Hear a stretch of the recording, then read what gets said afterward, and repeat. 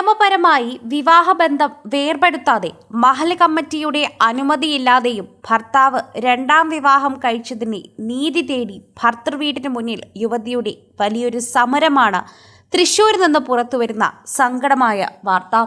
ഇത്തരത്തിൽ വലിയ രീതിയിൽ പെൺകുട്ടികളെ മാനസികമായി പീഡിപ്പിക്കുന്ന ഭർത്താക്കന്മാരുടെ വീട്ടിൽ നിന്ന് ആത്മഹത്യ ചെയ്തു പോകുന്ന പെൺകുട്ടികൾക്ക് ഇതൊരു മാതൃകയാണ്.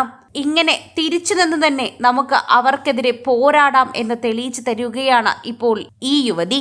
ചാവക്കാട് ഇടക്കഴിയൂർ സ്വദേശിനിയും ഡോക്ടറുമായ ആയിഷ മുഹമ്മദാണ് ഭർത്താവ് ഡോക്ടർ അലി അബ്ദുൽ ലത്തീഫിന്റെ വീടിന് മുന്നിൽ ഉപരോധ സമരം നടത്തുന്നത്. മകളുമായി എത്തിയ ഡോക്ടർ ആയിഷയുടെ സമരം ദിവസങ്ങൾ പിന്നിട്ടിട്ടും പരിഹാരമാകാത്തതിനെ തുടർന്ന് സംഭവസ്ഥലത്ത് വലിയ തർക്കവും സംഘർഷാവസ്ഥയുമാണ് നിലനിൽക്കുന്നത്. ഞങ്ങളുടെ കല്യാണം കഴിഞ്ഞിട്ട് ഇപ്പോൾ 13 വർഷം കഴിയുന്നു.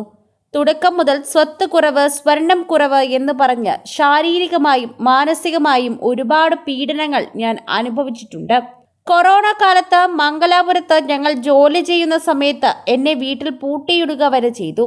ഒടുവിൽ മംഗലാപുരം പോലീസിന്റെ സഹായത്തോടെയാണ് ഞാൻ നാട്ടിൽ തിരിച്ചു വന്നത്. ഡോക്ടർ ആയിഷ കണ്ണീരോടെ പറയുന്ന കാര്യങ്ങളാണിത്. വിവാഹബന്ധം നിലനിൽക്കെ തന്നെ കോഴിക്കോട് പൂവാറ്റുപുറമ്പുള്ള ഒരു മഹലിൽ വെച്ചാണ് ഭർത്താവ് രണ്ടാം വിവാഹം കഴിച്ചതെന്ന് ആയിഷ ആരോപിക്കുന്നു. 100 പവൻ സ്വർണവും പണവും വാങ്ങിയാണ് 2013 എന്നെ കല്യാണം കഴിച്ചതെന്ന് പറഞ്ഞ ആയിഷ ഒരു ചിത്രം പങ്കുവെക്കുന്നുണ്ട്. അതിലൂടെ തന്നെ എല്ലാവരും ഞെട്ടുന്നൊരു കാഴ്ചയാണ് നമ്മൾ കാണുകയും ചെയ്യുന്നത്.